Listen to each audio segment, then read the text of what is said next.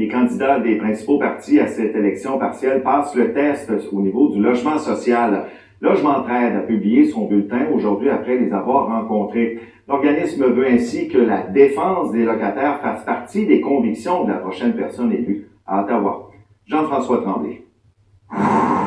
Les candidats dans Chicoutimi-Le-Fjord exposent leurs idées depuis 3 semaines.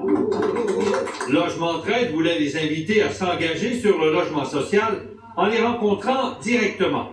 Les représentants du Parti libéral, du NPD et du Bloc québécois terminent ex aequo avec une note de 87,5 %, alors que le candidat conservateur obtient 62,5 %. Une parole vaut de l'or et pour nous, pendant les 4 prochaines années, on suit de très près les engagements. L'organisme n'a pas accordé de note parfaite car tous les partis laissent une place au logement abordable dans leur programme. Pour un 3,5, on appelle ça du logement abordable au coût de 1 200 $ par mois.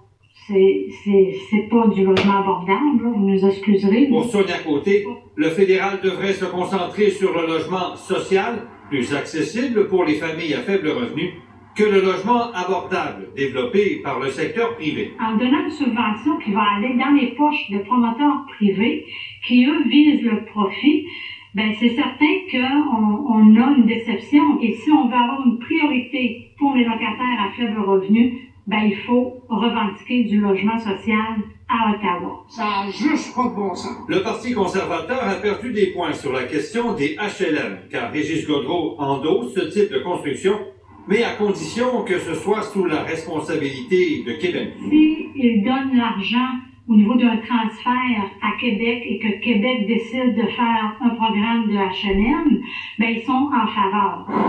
Pourquoi faire un tel exercice à chaque campagne électorale? Le prochain député là, dans Chicoutimi-Le-Fjord, il faut qu'il soit proactif, il faut qu'il soit prêt à remuer ciel et terre pour aller à la Chambre des communes puis défendre nos projets, défendre les subventions qu'on réclame. Les engagements pris avant le vote permettent aussi de confronter un élu après le scrutin, comme Logement Trade l'a fait avec le caquiste Yannick Gagnon dans Jonquière pour mener à bien son projet de coopérative La Solidarité.